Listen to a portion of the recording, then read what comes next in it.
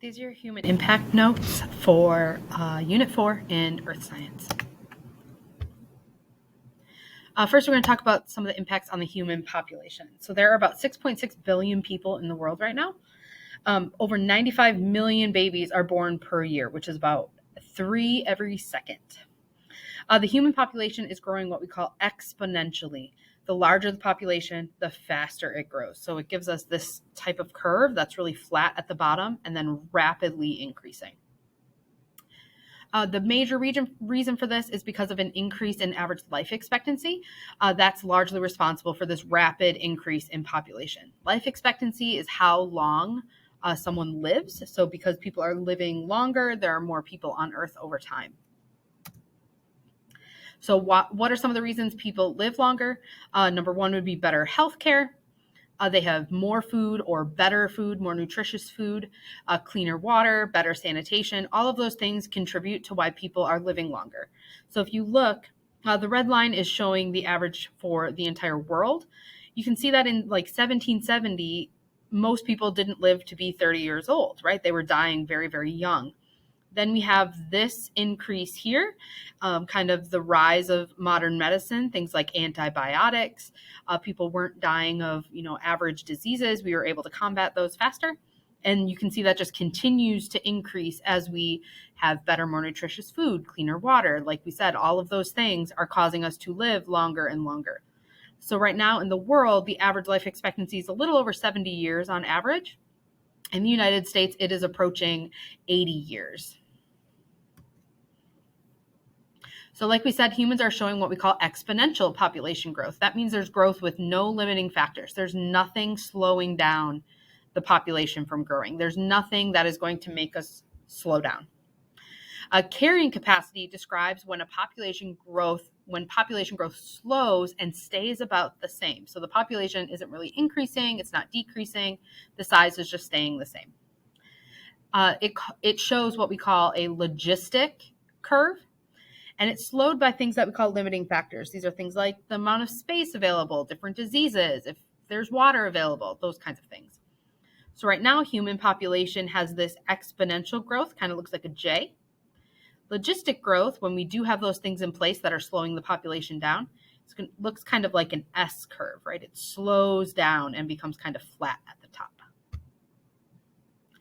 So increased population leads to an increase in land usage for building homes and businesses, as well as growing crops and raising livestock for food. So because we have a larger population, that means we need more food to feed all those people. Because we need more food, that means more land is going to be used for growing crops and raising livestock. We do something called intensive farming. Intensive farming practices produce more food for a cheaper price. Intensive farming requires more pesticides and more herbicides. Because we're adding more of those things, there is more pollution, especially within the water. So in order to produce more food for less money, we're having to use all these other chemicals that are polluting our water systems. Intensive farming also produces more methane and carbon dioxide, which go into the atmosphere and increase the rate of climate change and global warming. Each person on Earth currently requires 1/3 more land than the Earth can supply. So if we are actually able to, fully support our population on Earth, we would run out of land.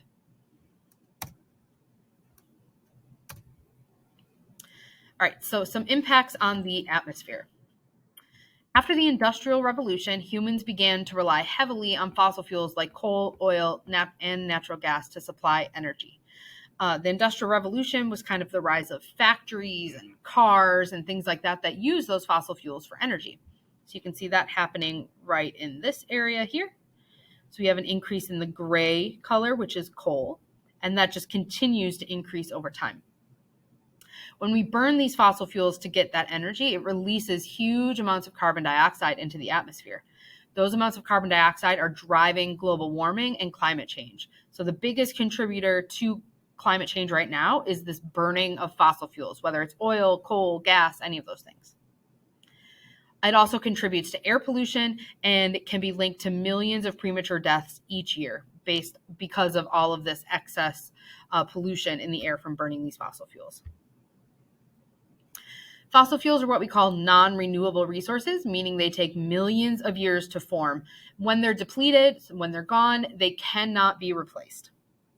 Because we have an over-reliance on fossil fuels, we're depleting the fossil fuel reserves very, very quickly. Those fossil fuels will not be available forever. This graph shows the approximate years of fossil fuels we have left if we continue using them at the same rate we did in 2015. So if we use coal at the same rate we did in 2015, we'd only have 114 years left. Natural gas is 52.8 years. And for oil, which remember supplies the gasoline like for cars and diesel, that would be just over 50 years. So if we don't reduce our fossil fuel usage in 50 years, we would have no oil left. The sun is the Earth's primary source of heat energy. About 50% of the solar radiation from the sun is reflected back into space by our atmosphere. 30% is reflected by the atmosphere, 20% is reflected by Earth's surface. 50% of the energy is absorbed by Earth's surface and warms the surface of the Earth. That greenhouse effect, that's what we call this, that greenhouse effect keeps Earth's surface warm enough in order to support life. So we have heat energy from the sun coming down into Earth. Because there is so much heat energy, a lot of it reflects back out into space, but we need some of it to come in and heat Earth. Otherwise, it would be far too cold for anything to live on our planet. Greenhouse gases in the atmosphere are responsible for trapping heat. Some major greenhouse gases are water vapor, carbon dioxide, methane, and nitrous oxide. When we have more of these greenhouse gases, the Earth is getting warmer. So what's happening is that instead of reflecting half the heat out into space, we're trapping more of it. We're keeping it more in our atmosphere and on the surface, which is causing Earth to get warmer. Human population growth is directly related to an increase in greenhouse gases. So the carbon dioxide that's increasing in the atmosphere is linked to our increase in burning of fossil fuels. The increase in methane is very closely linked to the amount of livestock we have to raise in order to feed our population. Cattle, for example, are the biggest contributor to methane in the atmosphere. Nitrous oxide comes from the overuse of fertilizers. So all of those things are related to this huge human population that we have and need to try to support. Here's some impacts on the Earth's hydrosphere. So the growing human population has led to an increase in water pollution. Nutrient pollution is leading to a process called eutrophication. So that's when excess nutrients are getting into the water and causes this process that eventually leads to many things dying in the water. We also have oil spillage into water that affects the wildlife there. Suspended matter, that's what makes like lakes and ponds and things like that very cloudy. You don't get that nice clear water. We have a lot of stuff suspended in the water, making it cloudy and dirty. And oxygen depletion. So even fish that live in the water have to have oxygen. That oxygen is dissolved in the water. If that oxygen is depleted, then those fish are not going to be able to survive and they're going to die. So here's the process of eutrophication. Fertilizers are applied to crops in order to increase their output and provide more food. So farmers want to grow more food, make more money, feed more people.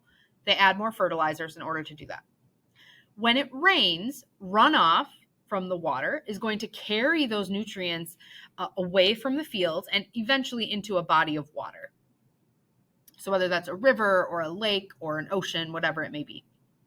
Those excess nutrients increase the growth of algae and bacteria.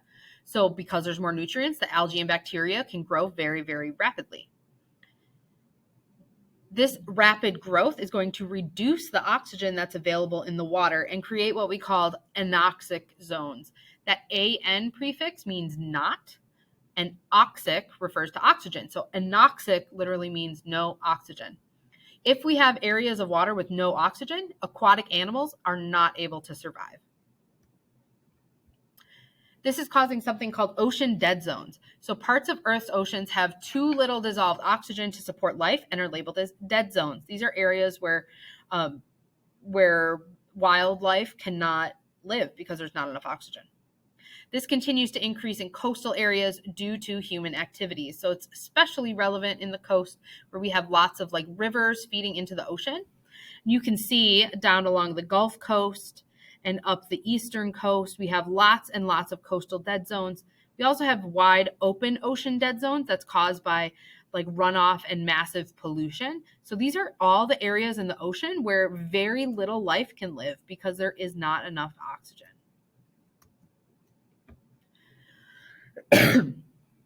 Climate change and global warming are happening due to increased greenhouse gases, and it also raises the temperature of the oceans.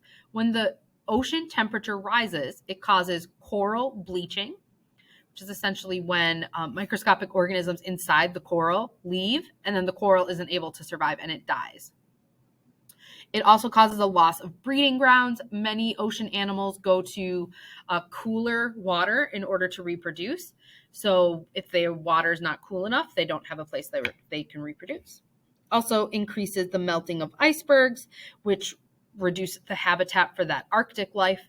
And it also raises the sea levels. So areas that are on the coast can be flooded. Right, those are the end of your notes for the Human Impact Unit in Earth Science. Please make sure you complete your document and submit it on Canvas.